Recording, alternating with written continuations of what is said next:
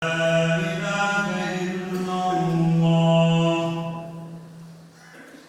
желби за здравје, љубов, сплотеност и мир во секоја муслиманска куќа низ насмевки се слушаше честит Бајрам. По утринската молитва точно во 6 часот и 19 минути, граѓаните од исламска вероисповед го прекинаа својот 30-дневен пост и започнаа со прославување на Рамазан Бајрам, еден од најважните празници за муслиманите. Џамијата Иса Бек во Скопски Чаир беше полна и на пладне, а дел од верниците по предавањето на оџата ни кажаа како го поминале постот, но и како ќе го прослават празникот.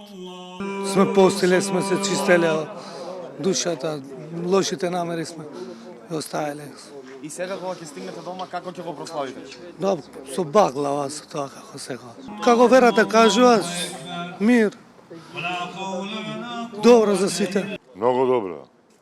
Празникот е празник, фала од Господ.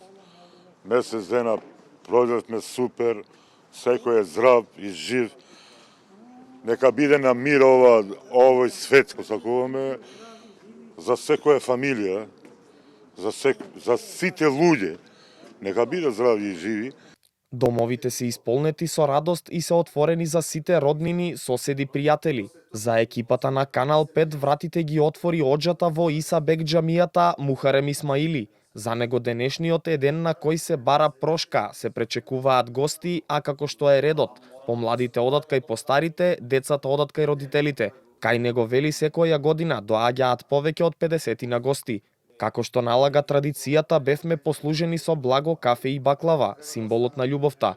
Оџата објаснува дека во секоја куќа се служи по нешто благо, а доколку некој гостин не може да јаде во моментот, си го зема за подоцна. Баклавата е црешата на тортата и црешата на сите сладки. Значи, сега има чоколада, има ова, има она, но сепак баклавата треба да биде.